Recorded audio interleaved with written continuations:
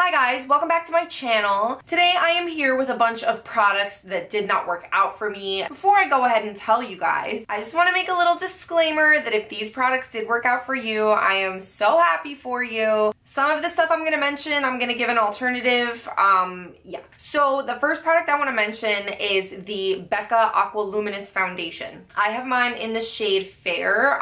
The color is fine. What I really don't like is the texture of this foundation. I haven't looked at the ingredients and kind of like investigated whether this product is good or bad for your skin, but it's the texture of the foundation that I just do not like. Like, I put this on and it did look luminous, but I just could not get it to blend and set into my skin. And my skin is like on the problematic side when it comes to blending foundations, but I like know how to make it work. I've tried this with a brush, with a beauty blender, with both, with my hands. It just does not work for me. And if you want something that's gonna be lightweight on the skin and give you a dewy finish like this, I would recommend the Sephora Teint Infusion Ethereal Finish Foundation. And this one is way cheaper, so. The next product I want to talk about is Benefit's Do the Hoola. Very clever. This is a liquid bronzer. It comes out and has like a moussey texture, which like is kind of nice because in theory you're gonna get more control with a mousse than a liquid. But to be honest, I don't like this stuff at all.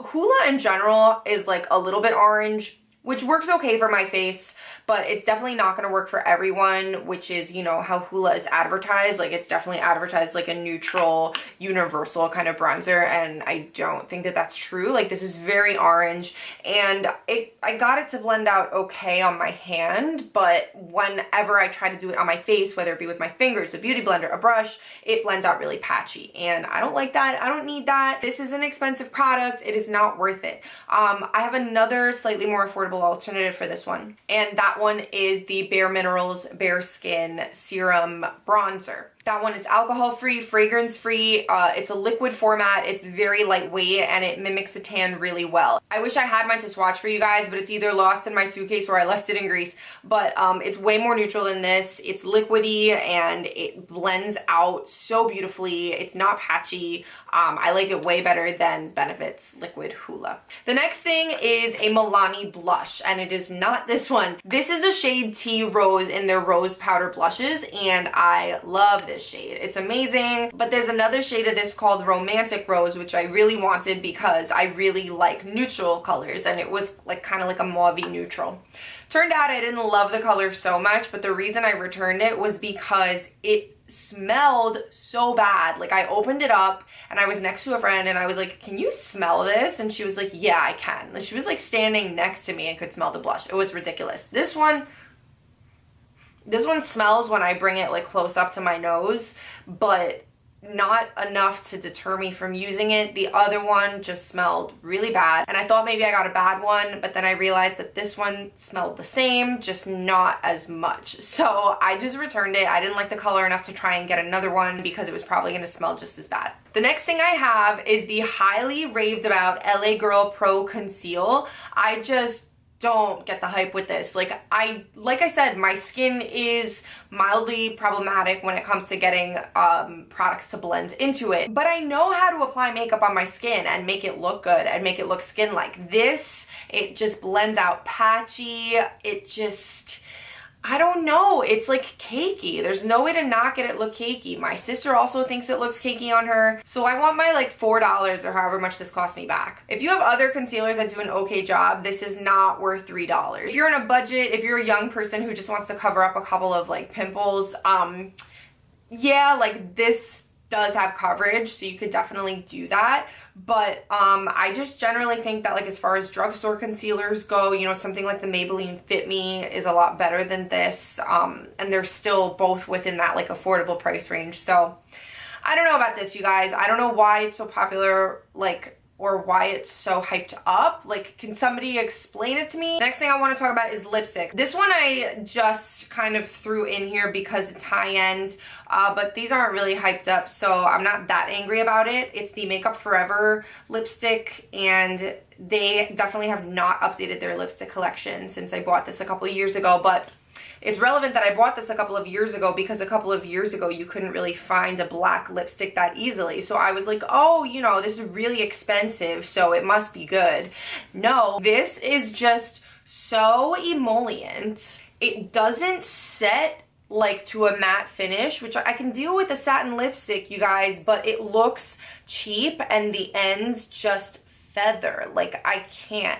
It's like pretty pigmented, but I had to do like a bunch of passes. You want a lipstick that's like really expensive but also really good? NARS lipsticks. NARS lipsticks are amazing. I just don't, these are not worth your time or money. Next, I want to talk about eyeshadows. I am a little picky with eyeshadows, but like there's also just no excuse for an eyeshadow to not blend out, especially if it's high end. Like, brands have been really killing it lately. And these are the Smashbox eyeshadows. Now, these are, I believe, their original eyeshadow formula, and by that I mean the formula that came before the full exposure palette. This is the smoky box. They have like other themed boxes, and the colors are absolutely beautiful. Like, I love this color palette, but they're pigmented enough, but they just don't blend out. Like, and you can feel how stiff they are in the pans. It's ridiculous. I mean, look, like, they're beautiful. That's why I'm like so mad about it. Okay, like, this isn't gonna show you anything, but basically, they do not blend out smoothly. They like stick where you put them. Even if you set your primer with a powder, like, guys, I know how to apply this stuff. They're just patchy. And it's the same thing with this one. They're like, these little trios are the same formula as those like boxes. But you know, I thought this would be the perfect neutral. I'm not the kind of person who needs a neutral palette and then a colorful like companion. I need bright colors and then like a neutral companion. Actually, that's not true. I just need a lot of everything. But anyway, my point is this would make like the perfect little traveling companion if you just needed like 3 neutral colors, but they just don't blend. It's so frustrating, and yeah, I don't know. And by the way, if these were like drugstore products, I wouldn't be yelling right now. Like, I'm yelling because these products are so expensive. I'm yelling either because these products are hyped or expensive. Like with the Makeup Forever lipstick, these definitely aren't hyped. Like, I'm not that angry about it, but like, they're expensive, you know what I mean? They should be of higher quality. With the LA Girl Pro Conceal, okay, like, big deal, I lost like $3. Well, okay, $3 like is a big deal if you spend it on something that you don't need. But whatever. My point is, from a $3 concealer, I don't necessarily expect the best, but I expected more from this because it was so hyped up. Next is mascara, and I have the Too Faced Better Than Sex mascara. This is both expensive and popular, and I kind of get it. Like, it does volumize and lengthen really well. But for me, no mascara is that miraculous that I can deal with the stinging sensation that they might give me. And this one gives me that stinging sensation. Like, it just, I don't know, like, it gives me this cold tingle on my eyes that lasts all day, and it's very uncomfortable. And I'm not a contact lens wearer. I've never had LASIK surgery. I just have like moderately sensitive eyes. I don't get it. Is anybody else's eyes sensitive to this? I want to know. Oh, I was talking about lipsticks before, and then I stopped talking about lipsticks, but these are the Gerard Cosmetics lipsticks, and I had a 3 for $30, and Gerard Cosmetics does all of these like weird discount codes like from their website and from YouTubers, and I fell for one. So silly. Why did I do that? Like, obviously, if they're always having discount codes, their lipsticks aren't actually worth like $20 freaking. So I had Fire Engine, the bright red color. I don't know where that one went, but if I lost it, I really don't care. This is All Dolled Up, and I was really into this shade for a while. And they did do the color really well, but the texture is horrendous. Like, I don't know if you can see how dry that is. It kind of feels like a crayon, and it emphasizes all the texture on my lips, and I'm not the only person that said that. This brand is really hyped up on YouTube. Now, This is Jaclyn Hill's creation, Buttercup. Now, Jaclyn Hill doesn't associate with this brand anymore, but I had bought Buttercup. I mean, I was watching Jaclyn a lot at the time, but I bought this one because I thought it was a really pretty color. And the color is really pretty.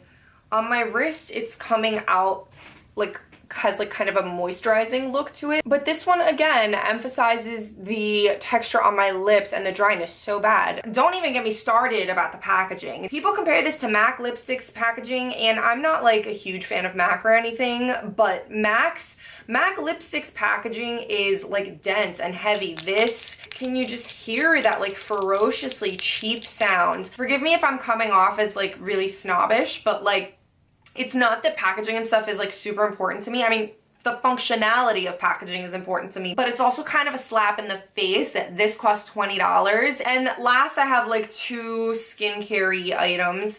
The first one is not something that's like super hyped up or anything, but it's expensive and it has exciting claims and it did not live up to them. So this is the Ole Henriksen Sheer Transformation Oil-Free Perfecting Cream. Repairs skin with vitamin C complex, licorice root, and pea extract for all skin types / anti-aging. Now, I don't have like signs of aging per se, except on my forehead I got some wrinklage, but like what 20-something doesn't, honestly. But I do have hyperpigmentation on my face. The more common term for hyperpigmentation is scarring, but it's not actually scarring. Scars like barely ever go away. Hyperpigmentation is a dark spot from sun damage or acne or whatever.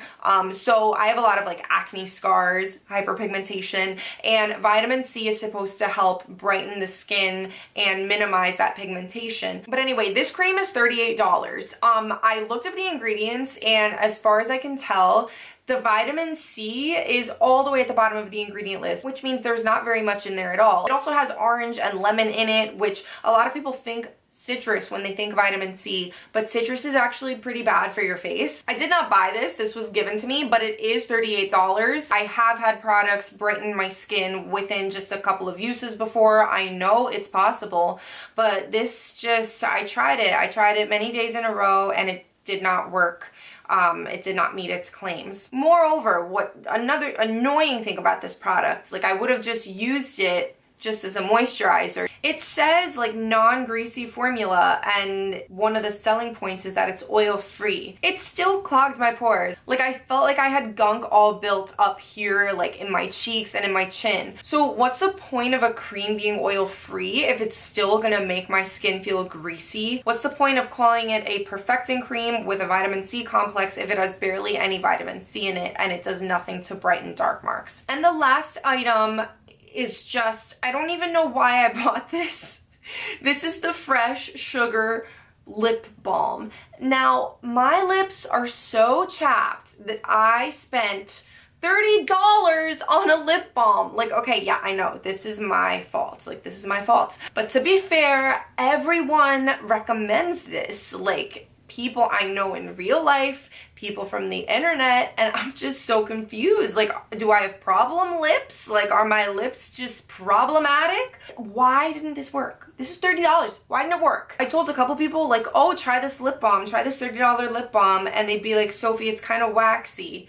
And yeah, I agree, it's like waxy. So I'm not the only one that thinks that. I don't get why people love this so much. Do you love this? Let me know in the comments below. I'm not going to recommend alternatives for the last two things because I'm still trying to figure it out with my skincare, and I'm saving that for a later video. But yeah, that's it, you guys. These are some disappointing products, but that's okay because, like I mentioned, I have great alternatives for most of them. If any of this stuff worked out for you, I'm very curious to know how you got it to work. Please let me know in the comments down below. If some of this stuff worked out for you and they're like your holy grail product and I hurt your feelings, I'm sorry. But again, everybody's skin is different, everybody's face is different. This was just my experience with these products. But hopefully I explained myself enough for you to have some idea as to whether these products would work out for you. And that's it, you guys. Please don't forget to subscribe. I upload every Monday and Thursday, and I'll see you on the next video. Bye!